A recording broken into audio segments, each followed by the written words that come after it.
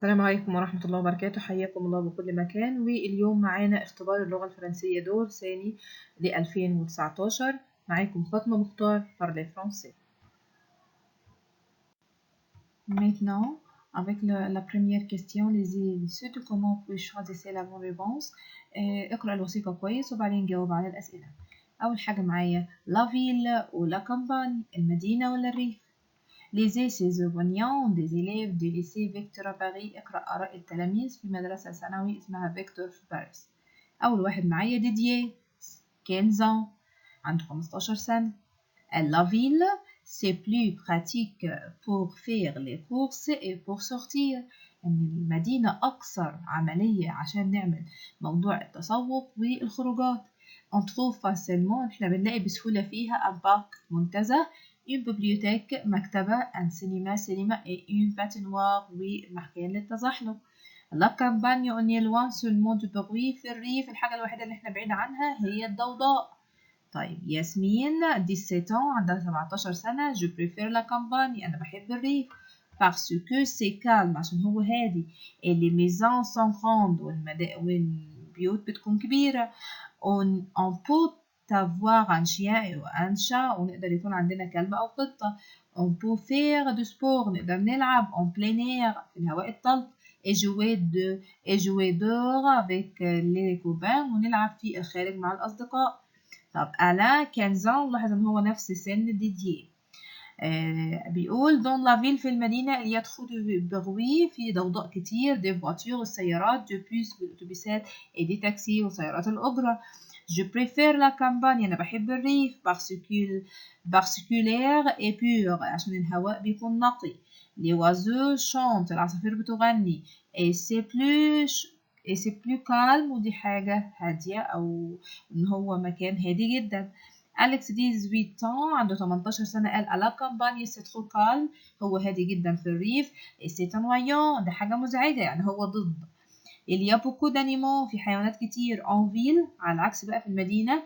c'est plus intéressant pour les jeunes، دي حاجة ممتعة جدا للشباب. il y a trop d'activités، في أنشطة كتير بورقو من أجلهم، من أجل الشباب يعني. les transports sont très faciles، وسائل المواصلات سهلة جدا. c'est super، دي حاجة رائعة. choisissez la bonne réponse. طبعا ده سؤال الدوكومون، واحنا لازم نرجع للوثيقة عند قراءة أي سؤال. لازم تتأكد من الوثيقة بتكون أمامك في الاختبار. Ce document présente un forum sur la vie، بتقدم لنا منتدى اللي بياخدوا فيه الآراء عبر الإنترنت عن الحياة. هل en ville seulement، في المدينة فقط، à la campagne seulement، عن الريف فقط، ولا en ville et à la campagne؟ طبعا هي دي بتقدم عن الحياة في المدينة والريف. ديديه et Alain ont le même، عندهم نفس ايه؟ طبعا احنا اشرنا ليها واحنا بنقرا الوثيقه. كان عندهم نفس العمر، مش الافي، مش الراي، ومش الجو اللي هو الذوق. روتروا أليكس تروف لا في اون فيل، أليكس لقى الحياة في المدينة ايه؟ هل هي امبيوز، هل هي مملة، كالم هادئة، ولا انتريسونت اللي هي ممتعة أو شيقة؟ طبعا هي انتريسونت. ياسمين ايه ألا، لا بالفيرب اللي هيجي هنا بالنسبة للكومباني. هل هم كانوا ديتست بيكرههم، ولا ام بيحبهم، ولا نيمبا لا يحبهم؟ طبعا الاثنين كانوا مشتركين انهم ام لا كامباني بيحبوا الريف.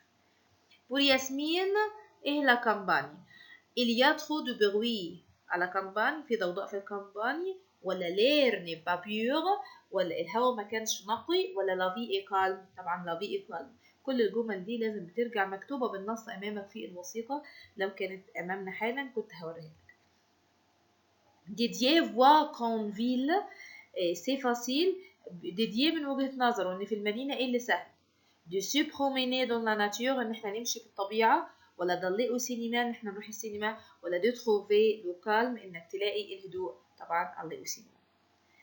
أليكس pense que à la campagne il y a trop، أليكس بيقول إن في الريف يوجد كثير من إيه؟ d'activités pour les jeunes، كثير من الأنشطة للشباب، ولا les moyens de transport، ولا وسائل المواصلات، ولا animaux؟ طبعا هي الأنيمال. دوزيام دوكيمون اللي معايا بنختارها ونحط عليها vrai ou faux. طب نشوف مع بعض. les Français prennent 3 repas par jour. بياخدوا الفرنساويين بيتناولوا 3 وجبات في اليوم. le petit déjeuner, le déjeuner. Maintenant avec les situations مع المواقف. كان numéro 14. Un ami vous demande quel est votre plat préféré. صاحبك بيقولك ايه هو الطبق المفضل. vous dites ترد تقول ايه؟ هل تقول له كافيه القهوة، لو بولي الدجاج، ولا لو كوكا؟ طبعا لو بولي. 15. au rayon de produits laitiers في قسم المنتجات الألبانية. vous dites انت تقول ايه؟ 2 poissons s'il vous plaît محتاج سمكتين من فضلك، ولا 2 ياغورت s'il vous plaît ولا 2 زبادي من فضلك، ولا 2 بوم s'il vous plaît ولا تفاحتين من فضلك. طبعا ياغورت. 16.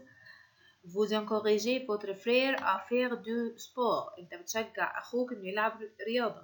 vous dites تقول له ايه؟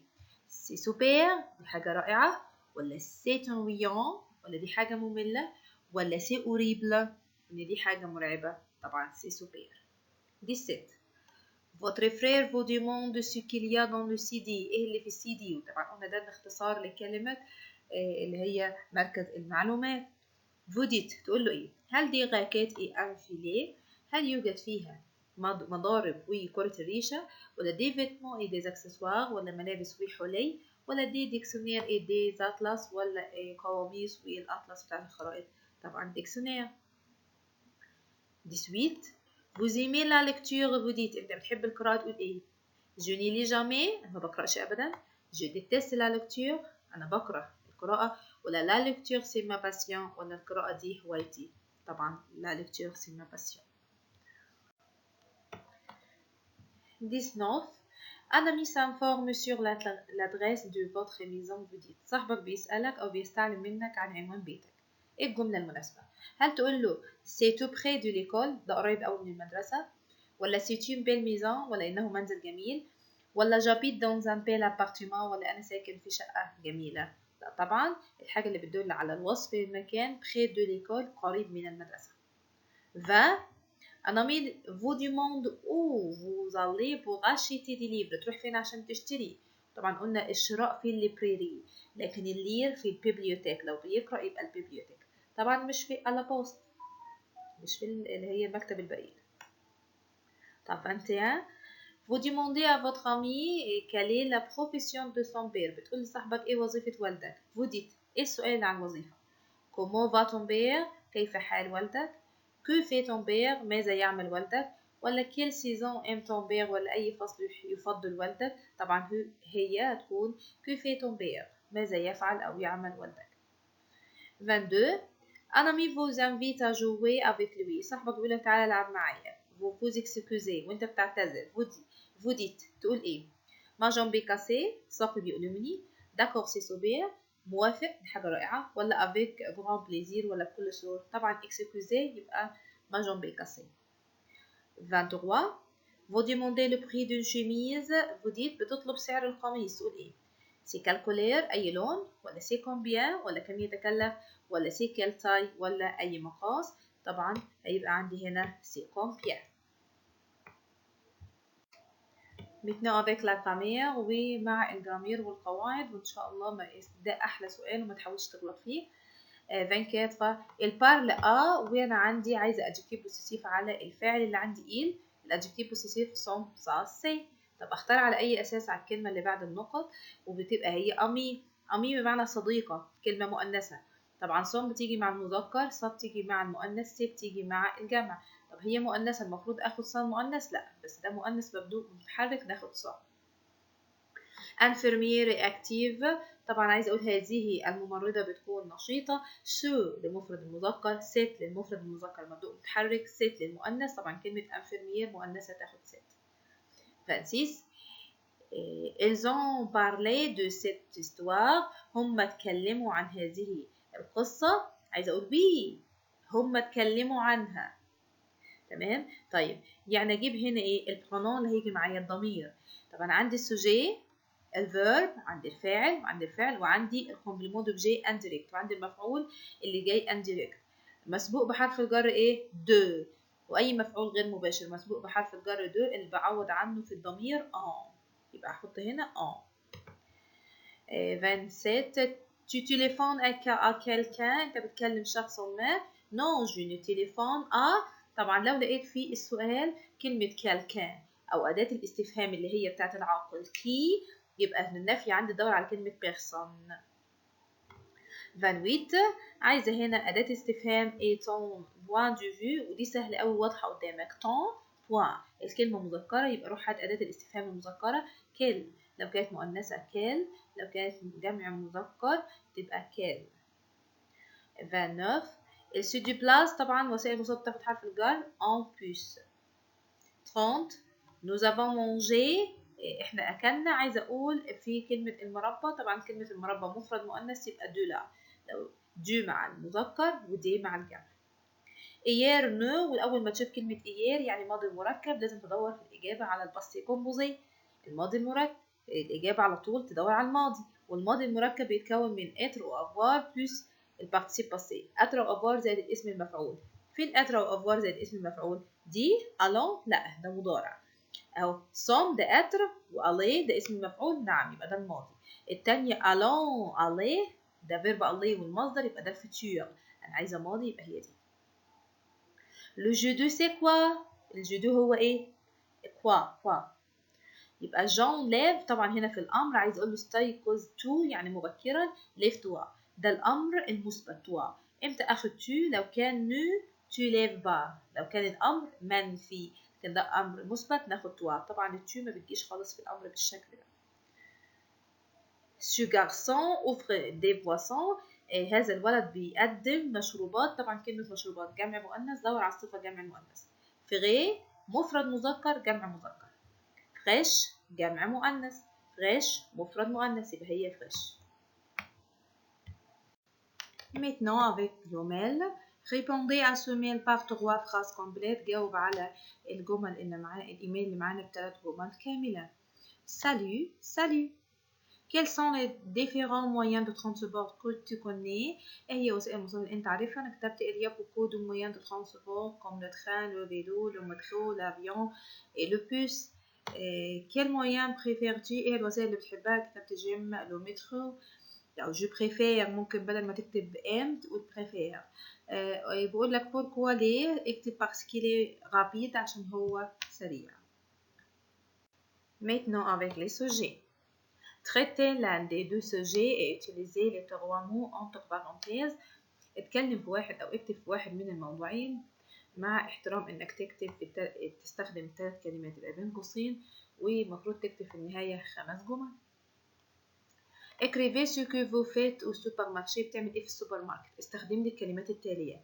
rayon الأقسام acheter يشتري poisson المشروبات أنا كتبت je vais au supermarché pour faire des courses أنا بروح السوبر ماركت عشان أعمل المشتريات بتاعتي au supermarché il y a beaucoup de rayons في الكثير من الأقسام comme مثل le chocolat les produits laitiers les poissons يبقى يوجد قسم للحلويات والمنتجات الألبان والمشروبات au supermarché j'achète des fruits des légumes et des poissons في السوبر ماركت أنا بشتري فواكه وخضار ومشروبات j'aime le jus d'orange أنا بحب عصير البرتقال j'adore les bananes وبحب الموز on doit manger bien pour être en bonne santé إحنا لازم ناكل كويس عشان نكون بصحة جيدة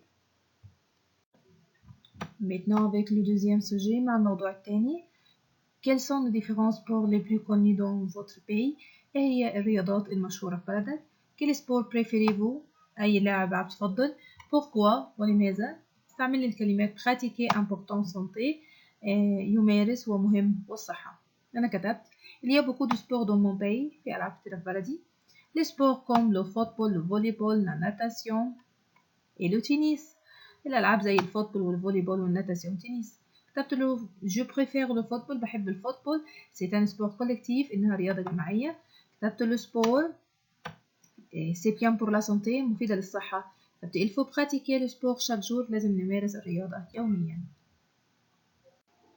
Merci beaucoup de vous entendre شكرا جدا لاستماعكم bon chance حظ موفق إن شاء الله بالتوفيق كنت معكم فاطمة مختار Parlez français